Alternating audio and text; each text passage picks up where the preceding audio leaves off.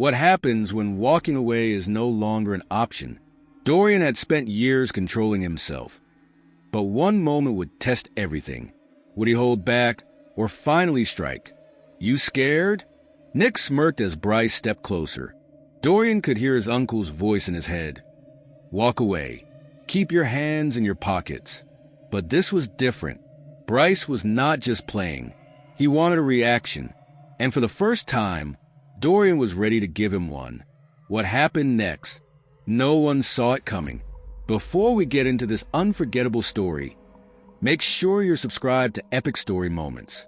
Don't forget to hit that bell so you never miss another amazing tale. If you enjoy the story, share, and leave a comment. It helps us bring more heartwarming stories your way. And we'd love to know, where are you watching from? Let's stay connected. They laughed at him. They humiliated him. They pushed him around, but they had no idea who they were messing with. The bus ride to Lincoln Heights, Missouri, was long and quiet.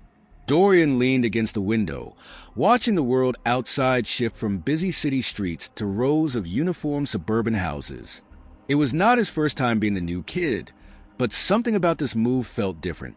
His mother had taken a better job, and his uncle had told him to see this as a fresh start. But fresh starts did not exist when you looked like him. Not in a town like this. The moment he stepped onto Richmond High's campus, he felt it. The change in the air. The subtle pause in conversations as he walked past. The way some students glanced at him, then quickly looked away, as if they had not just been staring. The teachers were polite, almost too polite. Their smiles were a little too forced, their voices overly careful. Dorian did not react. He had been here before. The first few periods went by without much issue. He took his seat, answered when called on, and kept his focus on the work. But by lunch, that nagging feeling had settled in. The kind that crawled beneath your skin when you know you are being watched. Tray in hand, he scanned the cafeteria. Most tables were already packed. Groups locked in conversations he was not a part of. A few students exchanged looks, whispering behind their hands. Then he spotted an empty seat near a guy who was too busy scrolling through his phone to care. It was not ideal, but it would do. Dorian had barely set his tray down when a voice sliced through the noise. "You lost?" He turned. A blond guy with an easy smirk and too much confidence leaned back in his chair, arms crossed. A few others at his table were watching, amusement flickering in their eyes. Dorian exhaled slowly. "Did not know I needed a map." The guy chuckled, shaking his head, just making sure. Not a lot of new faces around here. Dorian caught the hesitation in his voice, the unspoken part of that sentence. He held the guy's stare unreadable. "Guess I am the exception." The smirk widened, but there was something else behind it. Amusement, curiosity, maybe something more. "Welcome to Ridgemont, man." Dorian said nothing, just sat down, picked up his fork. The message was clear. This was just the beginning. At first, it was just whispers, a few side comments in the hallways, spoken just loud enough for him to hear. Did not know they let guys like him in here. Wonder how long he will last. Nothing he had not heard before. Dorian ignored it. He was not here to entertain their ignorance. But Bryce Tanner was not the type to let things slide. And soon, things were about to get much worse. Bryce Tanner was untouchable. He walked the halls of Ridgemont High like he owned them, because in a way he did. His father controlled half the car dealerships in town, and his last name carried weight. He was a golden boy, quarterback, student body darling, the kind of guy who never faced consequences. Teachers gave him a free pass. His so-called friends followed him like he was royalty. And for some reason, Bryce had decided that Dorian's existence was a problem. The first test came at Dorian's locker. He was swapping out his books when a sudden force slammed into him from behind. His shoulder hit the cold metal with a loud clang, the impact echoing down the hallway. "Oops," Bryce said, his voice dripping with fake innocence. "Didn't see you there." Dorian did not react. He simply grabbed his notebook, shut his locker, and moved with controlled ease. No tension, No sign of irritation. If he gave them nothing, they would get bored. Bryce chuckled. "You're quiet, huh? That's cool. Real cool." Dorian turned then, not angry, not scared. Just looking. For a second, Bryce's smirk faltered. One of his shadows, Nick or maybe Kyle, they all blended together, muttered something under his breath. Bryce recovered fast, flashing a grin. "Catch you later, new guy." Dorian watched them walk away as the hum of hallway noise resumed. That was the first time. The second time was in the cafeteria. Dorian was heading toward the trash cans when a foot shot out in front of him. It was not subtle. It was not meant to be. His body jolted forward, but he caught himself before he could fall. Laughter. Bryce leaned back in his chair, hands up like he was innocent. "Relax, man. It was a joke." Dorian did not react, did not look at him. He just stepped over Bryce's foot and kept walking. More laughter. Someone muttered, "Too easy." Dorian clenched his jaw. He could still hear his uncle's voice in his head. A lion doesn't flinch when a hyena's bark. So he exhaled. Let it go. But that was not enough for them. Because the third time, Bryce made sure it was not just a joke. That was when everything changed. It was after school. Most of the students had already left. The parking lot half empty. Dorian had just finished up in the library, taking his time. His mother would not be home for a few hours, and he had no reason to rush. He stepped outside, breathing in the crisp afternoon air, when he heard them. "Hey, new guy." Dorian barely had time to react before something smacked against his back. Hard. Liquid soaked through his hoodie. The sharp chill of ice against his skin made him inhale sharply as he stumbled forward. But he caught himself. Laughter. Dorian turned slowly. Bryce stood there, flanked by Nick, Kyle, and two others whose names did not matter. The ringleader still held an empty drink cup, the last few drops dripping from his fingers. "Damn, my bad," Bryce said, not even bothering to sound sorry. "Didn't see you there." Dorian glanced down. His hoodie was splattered with soda, ice cubes scattered at his feet. A thick silence stretched between them. Students lingering in the lot had stopped to watch. Dorian inhaled deeply, steadying himself. Bryce smirked. "Come on, man. Say something." Dorian did not. He just started to walk past him. That was when Bryce shoved him. Not playful, not teasing, forceful, meant to provoke. Dorian stumbled back a step. His breath remained calm, his fingers flexing at his sides. Bryce grinned. "What?" This time, Dorian looked at him, and for the first time, Bryce saw something in Dorian's eyes that sent a ripple of uncertainty through him. It was not fear. It was not anger. It was something far worse. It was patience, like a lion waiting for the right moment. And that was the moment everything shifted. Nick stepped forward, grinning, his eyes filled with amusement. "You scared?" Dorian did not answer. Bryce tilted his head. "Nah, man. He is just soft." The words did not sting. Dorian had spent his entire life hearing worse. "Walk away." His uncle's voice echoed in his mind. "Keep your hands in your pockets. Do not give them what they want." But this was different. This was not just a joke, not just a way for Bryce to amuse his little audience. No! This time, Bryce wanted something real. He wanted to prove something, to make a statement.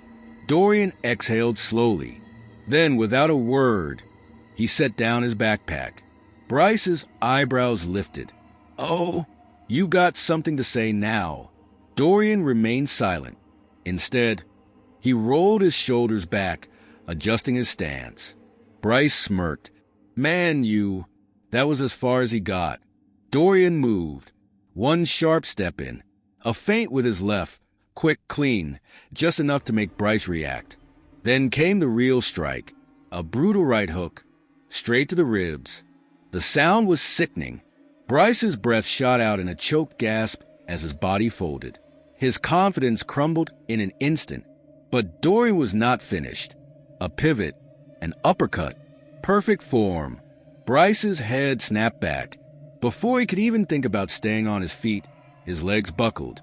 He hit the pavement. Hard. Silence. Nick and the others stared, mouths open, their cocky expressions replaced by stunned disbelief. Dorian stepped back, adjusting his hoodie, his breath steady. Controlled. Bryce groaned, rolling onto his side. Dorian finally spoke. "You done?" No answer. Just a cough. Dorian's gaze swept over the rest of them. Anyone else? Nobody moved. Dorian grabbed his backpack, slung it over his shoulder, and walked away without another word. But what happened in that parking lot was not over. It was just the beginning. By the next morning, the entire school knew. Dorian did not have to check his phone to confirm it. He saw it in the way people looked at him. The stares were different now. Not just curiosity. Some were impressed. Some were nervous. A few looked at him like they were seeing him for the first time. Bryce was not in school. That part did not surprise him. Taking a hit like that in front of half the parking lot was not something you bounce back from overnight. Nick and Kyle? They kept their distance. Dorian walked into class like nothing had happened, sat down, pulled out his notebook. Business as usual. But the whispers did not stop. At lunch, as he moved through the cafeteria, conversations quieted when he passed. Some students nodded at him, a newfound respect in their eyes. Freshmen who had never spoken to him before suddenly treated him like a legend. And then there were the others. Damn, did not know new guy at hands. Someone muttered as he walked by. Bryce had it coming. Another voice added, "Heard he is not coming back for a week." Dorian ignored it. He was not here to be a hero. He was not looking for validation. Then, as he sat down, he heard something else. "He is just another violent thug." The words were spoken softly, but not softly enough. Dorian turned his head slightly. A group of girls at a nearby table.